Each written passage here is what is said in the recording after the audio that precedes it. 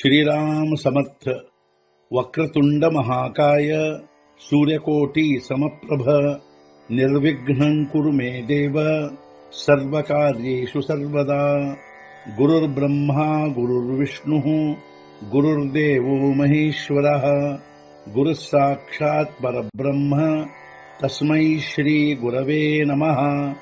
विदेहापरि चालवूनी प्रपंच मुमुक्षु जनालागी अध्यात्म चर्चा करोनी बहुलोकजे मेळवीती।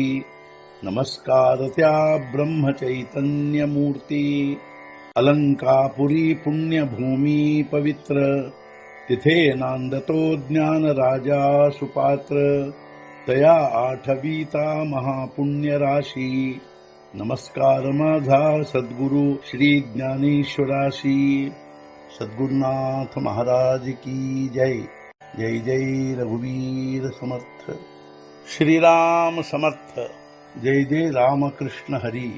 श्री ज्ञानेश्वरी ಅಧ್ಯಾಯ 1 ಅರ್ಜುನ ವಿಷಾದ ಯೋಗ ಸಂಪುಟ 16 ನಾನಾ ಪುರತಿಯೇ ಪ್ರತಿಷ್ಠೆಲಾಗಿ ಸಾನೀವ ಧರೂನಿ ಆಂಗಿ ಪುರಾಣೆ ಆಖ್ಯಾನ ರೂಪೇ ಜಗಿ ಭಾರತ ಆಲಿ।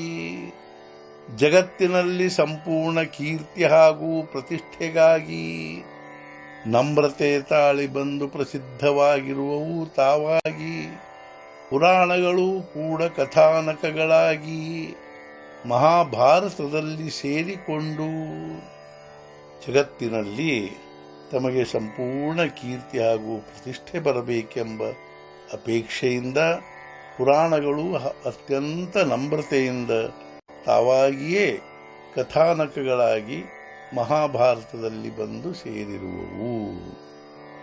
ಮನೋನಿ ಮಹಾಭಾರತಿ ಜೇ ನಾಹಿ ತೇನೋ ಹೇ ಚಿಲೋಕಿ ತಿಹಿ ಏಣೇ ಕಾರಣೆ ಮಣಿಪೆ ಪಾಹಿ ವ್ಯಾಸೋಚ್ಛಿಷ್ಟ ಜಗತ್ರಯ।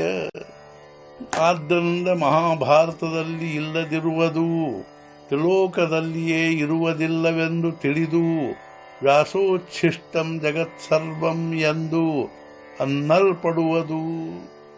ಆದ್ದರಿಂದ ಮಹಾಭಾರತದಲ್ಲಿ ಇಲ್ಲದಿರುವುದು ಮೂರೂ ಲೋಕಗಳಲ್ಲಿ ಇರುವುದಿಲ್ಲವೆಂದು ತಿಳಿದು ಜಗತ್ತೆಲ್ಲವೂ ವ್ಯಾಸರ ಉಚ್ಛಿಷ್ಟವೇ ಆಗಿದೆ, ಅಂದರೆ ಎಲ್ಲವೂ ವ್ಯಾಸರ ಬಾಯಿಂದಲೇ ಬಂದದ್ದಿರುತ್ತದೆ। ಅದಕ್ಕಾಗಿಯೇ ವ್ಯಾಸೋಚ್ಛಿಷ್ಟಂ ಜಗತ್ಸರ್ವಂ ಅನ್ನುತ್ತಾರೆ।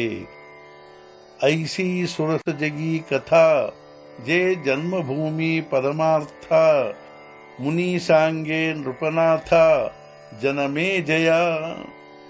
ಜಗತ್ತಿನಲ್ಲಿಯೇ ಅತ್ಯಂತ ರಸಾಳ ಕಥೆಯನ್ನು ಪರಮಾರ್ಥದ ಜನ್ಮಭೂಮಿಯನ್ನು ವೈಶಂಪಾಯನ ಮುನಿ ಜನಮೇ ಜಯನಿಗೆ ಹೇಳಿದನು ಅತ್ಯಂತ ವಿಸ್ತಾರವಾಗಿ। ಜಗತ್ತಿನಲ್ಲಿಯೇ ಅತ್ಯಂತ ರಸಾಳವಾದ ಹಾಗೂ ಪರಮಾರ್ಥದ ಜನ್ಮಭೂಮಿಯೇ ಆಗಿರುವಂಥ ಈ ಮಹಾಭಾರತ ಕಥೆಯನ್ನು ವೈಶಂಪಾಯನ ಮುನಿಯು ಜನಮೇಜಯನಿಗೆ ಹೇಳಿದನು। ಸದ್ಗುರುನಾಥ ಮಹಾರಾಜ್ ಕಿ ಜೈ। ಜೈ ಜೈ ರಘುವೀರ ಸಮರ್ಥ। ಶ್ರೀ ಪಂಢರಿನಾಥ ಮಹಾರಾಜ್ ಕಿ ಜೈ। ಜೈ ಜೈ ರಘುವೀರ ಸಮರ್ಥ।